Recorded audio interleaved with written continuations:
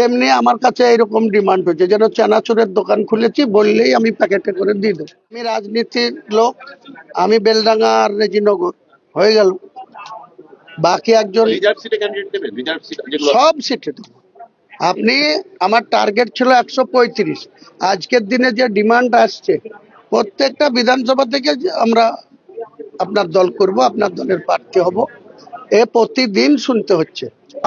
মানে সেই মুদিখানার দোকানে যেই যেমন তেল নুনের চাইলেই দিয়ে দেয়, তেমনি আমার কাছে এরকম ডিমান্ড হচ্ছে যেন চানাচুরের দোকান খুলেছি, বললেই আমি প্যাকেটে করে দিয়ে দেবো। আমাকে বলতে হচ্ছে ভাই এইভাবে হয় না, আসুন দেখা করুন, আপনার শক্তি দেখান। আপনাদের ওখানে প্রথমে আন্ডারগ্রাউন্ডে একটা করে মিটিং ডাকেন, সেই মিটিং এর জমায়েত দেখি, তাদের সাথে কথা বলি, তারপরে প্রার্থী হবে। তো আমার মনে হচ্ছে আজকের দিনে 135 থেকে 182-তে পৌঁছে গেছি।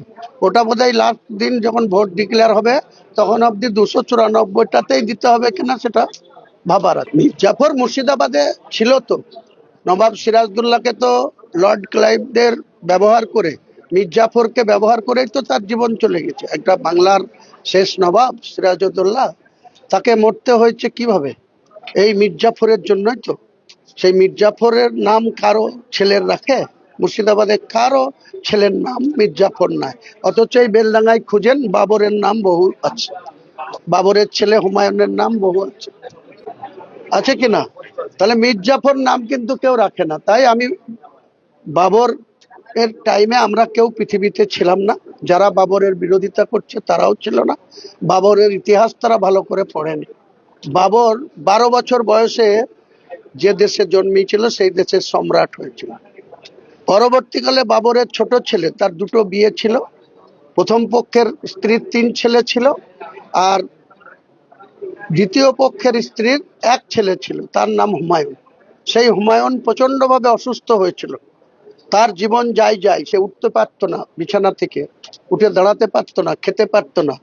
তা বাবর এত ত্যাগী মানুষ ছিল, তার স্নেহের পুত্রর জন্য মহান আল্লাহ তাআলার কাছে গভীর রাতে ফরিয়াদ করেছিল, দোয়া করেছিল যে হে আল্লাহ, দরকার হলে তুমি আমার আয়ু কমিয়ে দাও, আমার তুমি মৃত্যু দিয়ে দাও, আমাকে নিয়ে নাও, কিন্তু আমার এই ছোট সন্তান আমি অত্যন্ত স্নেহ করি, আমার আদরের হুমায়ুনকে তুমি সুস্থ করে দাও। 6 মাস ধরে সে বিছানাগত। তো যেদিন সে আল্লাহর কাছে ফরিয়াদ করেছিল, তার 3 মাসের 4 দিনের মাথায় বাবর ধীরে ধীরে অসুস্থ হয়, আর হুমায়ুন ধীরে ধীরে পূর্ণ সুস্থ হয়ে ওঠে এবং বাবরের মৃত্যু ঘটে 3 মাস 4 দিনের মাথায়। এর নাম বাবর। সে একটা মসজিদ করে গেছে, সেই মসজিদ আমি করছি। কত নিন্দুকেরা, কত মুনাফেকরা, কত অধর্মী, যারা আপনাকে গো ব্যাক বললো কারা?